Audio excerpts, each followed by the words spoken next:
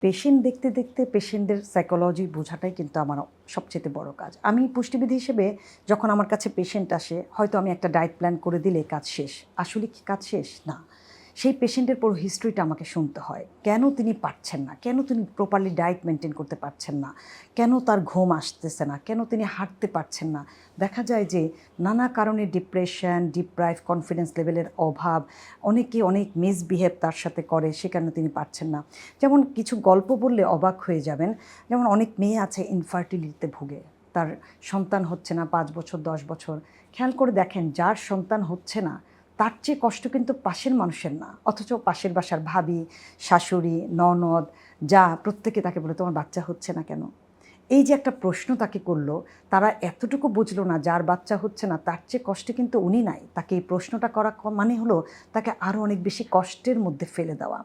আমি যারা এই প্রশ্নটা করেন তাদেরকে কিছু বলব না। কিন্তু যাকে করেন তাদেরকে বলছি, কিভাবে আপনি এটাকে সলভ করবেন। যখন দেখবেন যে এই যে আপনার বেবি হচ্ছে না, আপনি অসম্ভব ডিপ্রেশনেও কিন্তু ফার্টিলিটি রেটটা কমে যায়। আপনার আশেপাশের মানুষ সারাক্ষণই চাইবে আপনাকে ডিপ্রাইভ করার জন্য। আপনি তখন কি করবেন? আপনার যে সন্তান হচ্ছে না, এটা তো আল্লাহ পাকের দেওয়া একটা নিয়ামত। আল্লাহ যখন আপনাকে দিবে আপনি তখনই পাবেন। কোনো মানুষ তো আপনাকে এটি দিতে পারবে না। কাজেই যে এই প্রশ্নটা করেছে সেই সবচাইতে বেশি বোকা। তার আল্লাহর উপর তাওয়াক্কুল নাই। আপনাকে আল্লাহর উপর তাওয়াক্কুল করতে হবে। সৃষ্টিকর্তা ছাড়া আমাদেরকে কেউ সন্তান দিতে পারবে না। জীবন, মৃত্যু এবং এই যে সন্তানের কথা বলেছি, এই সন্তান তো সাদগায়ে জারিয়া, শুধুমাত্র সৃষ্টিকর্তাই আমাদেরকে দিতে পারে। তখন আপনি যে কাজটা করবেন, যিনি আপনাকে এই প্রশ্নটা করেছেন, আপনি তার কথার উত্তরে যদি হেসে উত্তর দিতে পারেন, আপনি আমার কাছে মহামানবী হবেন। কেননা আমরা খারাপ কথার বিপরীতে খারাপ কথাই বলি, ভালো কথার বিপরীতে ভালো কথাই বলি। কিন্তু আমার সাথে কেউ খারাপ ব্যবহার করেছে, তার বিপরীতে যদি আমি ভালো কথা বলি, বিনয়ী হই, একটা হাসি দিতে পারি, আমার কাছে মনে হয় এর চেয়ে বড় ডিপ্রেশন আর হতে পারে না। তখন কিন্তু আপনার অপোজিটের মানুষই ডিপ্রেশনে চলে যাবে। রাসূলুল্লাহ সাল্লাল্লাহু আলাইহি সাল্লামের হিস্ট্রি থেকে আমি জেনেছি যে একজন সাহাবী দেখেছেন যে একজন বিধর্মী লোক নবীজির সাথে খুব খারাপ ব্যবহার করেছেন। কিন্তু বিপরীতে নবীজি কিন্তু তার সাথে হেসে কথা বলেছেন। তখন তাকে বলা হয়েছে, ইয়া রাসূলুল্লাহ, আপনি কেন হেসে ওনাকে কিভাবে উত্তর দিলেন? তখন নবীজি কিন্তু এই কথাটা বলেছে, দেখো খারাপ ব্যবহারের বিপরীতে তো সবাই খারাপ ব্যবহারই দেয়। কিন্তু খারাপ ব্যবহারের বিপরীতে যদি উত্তম আচরণ, ভালো ব্যবহার দেওয়া যায়, ভালো কথা বলা যায়, এটাই হলো আসল মানুষের পরিচয়, আসল মুমিনের পরিচয়। কারণ দিন শেষে আপনাকে আল্লাহর সন্তুষ্টি অর্জন করতে হবে। আল্লাহ আপনার ব্যবহারে সন্তুষ্টি কিনা। খেয়াল করে দেখেন আমরা যে ধর্মেরই হই না কেন, আমরা প্রত্যেকেই কিন্তু প্রার্থনা করি এবং আমি এটা পছন্দ করি যে যেই ধর্মের অনুরাগী তাদের প্রত্যেককে সে ধর্মমতে চলা উচিত। প্রত্যেক সন্তানকে সেভাবে যদি শিক্ষা দেওয়া হয়, ধর্মের বিষয়টা যখন মানুষের ভেতরে থাকে, মানুষ ভুল পথে কম যায়, মানুষের আচার ব্যবহার তখন কিন্তু খুব ভালো হয়।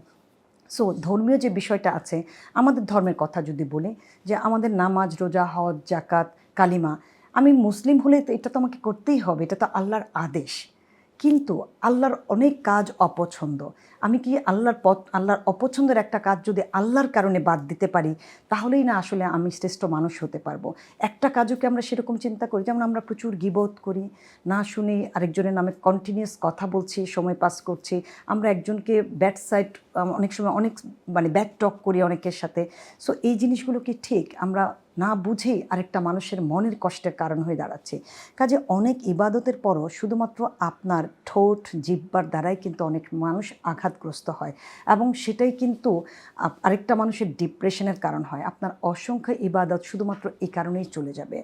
নমনীয় ব্যবহার বা উত্তম আচরণ আল্লাহর কাছে সবচাইতে বেশি পছন্দের এবং এই নমনীয় আচরণ, উত্তম আচরণ দিয়ে কিন্তু আপনি আল্লাহর কাছে সবচাইতে বেশি সন্তুষ্টির কারণ হিসেবে পরিচিত হবেন। তাই যারা অন্যের কথা দ্বারা ডিপ্রাইভ হন, অনেক নেগেটিভ কথা শুনেন, এই তুমি তো অনেক মোটা, তুমি খাওয়া কমাও না কেন, তাদেরকে বলবেন চেষ্টা করছি, দোয়া করবেন। তাদেরকে আপনি একটা পজিটিভ টোনে কথা বলবেন। তাদের কথা আপনি রাগ করে যোগাযোগ বন্ধ করে দিলেন। আপনাকে বুঝতে হবে কাকে আপনি গুরুত্ব দিচ্ছেন।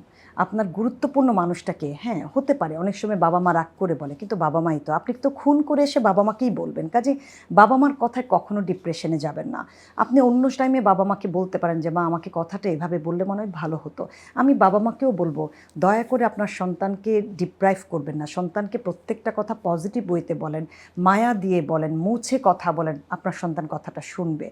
এবং যারা আত্মীয়স্বজন আছেন তাদের সবাইকে বলব, অন্যকে ডিপ্রেশনে না ফেলে অন্যকে কীভাবে কিভাবে পজিটিভ ওয়েতে সামনে আগানো যায়, আপনার একটা কথা একটা সদাকা হতে পারে। কাজেই সেই সদাকার মধ্যেই থাকুন। আমরা প্রত্যেকেই যেন প্রত্যেকটা মানুষকে বুঝি, অন্যের ডিপ্রেশনের কারণ যেন মোটেও না হই। আমরা কোনোভাবে যেন কথায় কাজে অহংকারী না হই, এই বিষয়টা খেয়াল করতে হবে। সো যারা পেশেন্ট আছেন মোস্টলি আমি দেখি যে তারা নানা কারণে ডিপ্রেশনে থাকে। তাদের জন্য আমার আজকের একটাই পরামর্শ, অসম্ভব খারাপ ব্যবহারের বিপরীতেও আপনি হাসতে শিখুন। তাহলে কিন্তু আরেকজন ডিপ্রেশনে চলে যাবে।